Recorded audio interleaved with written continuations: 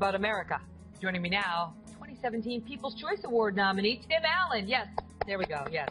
Who stars in ABC's, thank you, Jess, better late than never. It stars in ABC's Last Man Standing, which airs on Fridays at 8 p.m. Eastern. This is your chance. Show him the jacket. Look at this promo, ABC. Whatever you're paying him, it's not enough. ABC, 8 p.m. There we go. Got it. That's what it's all about. I got to go. So, Gigi Hadid mocking our next First Lady. Appropriate or not? I don't think it's appropriate in that venue. But again, I'm not a spokesman for Hollywood. I'm a comedian. Right. So I get to tour around the country, and I do comedy, and I do a show that leans. We have a point of view. I think your character is a conservative. Well, a point of view, but it's written by liberals. We have a liberal staff. We have conservatives. That goes without saying. That's redundant. But we have a sense of humor about ourselves, and there's a point of view, and there's a place to do it. What I find odd in Hollywood is that they didn't like Trump because he was a bully.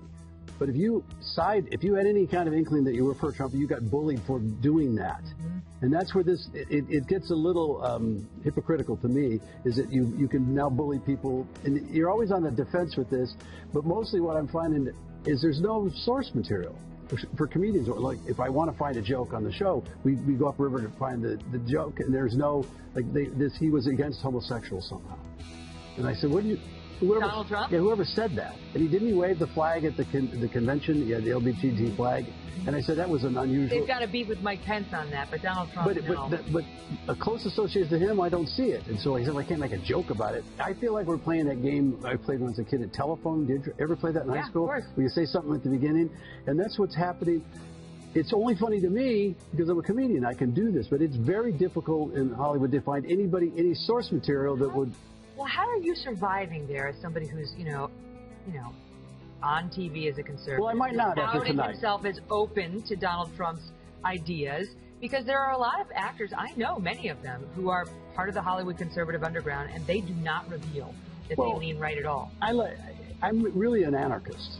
That's how I look at it. As comedians, I don't like anybody telling me what to do, period. I know, but people still object to that. If they find out you support Trump at all, it's like you smell bad, especially in Hollywood. Believe me, I've had these. They're not even discussions. You get bullied into a position. I don't want to defend the guy. He said stupid stuff. To me, sometimes he acts like a new talent comedian. If you've ever been to a new talent show at a comedy, there's guys that have great material that have very, very bad comedy timing.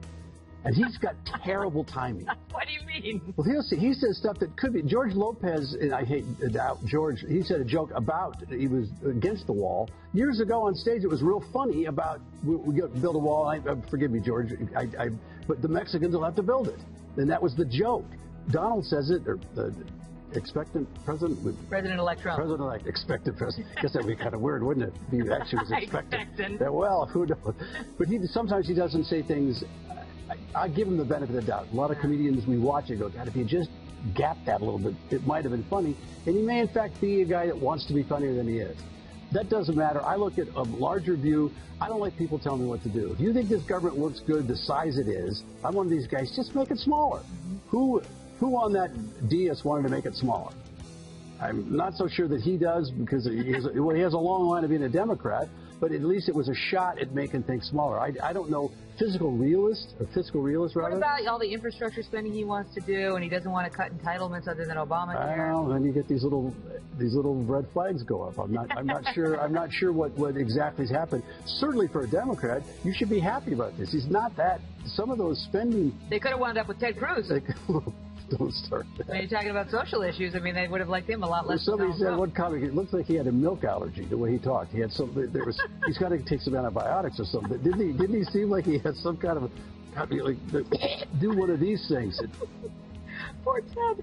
All right, I'm going to leave it at that. Tim Allen, and the show is actually very popular. Last Man Standing, up for People's Choice Awards. You've got our vote. Yeah, there we go. Wait, let me give Better late than never. Can I give you a joke? Yeah, great. This is what I said. They're making LA's come up with safe space for people that voted for Trump. They're in that area. They want a safe space. They're calling it Texas. Thank you. I like it. Somebody got it. Tim Allen, everybody. Thank you, sir.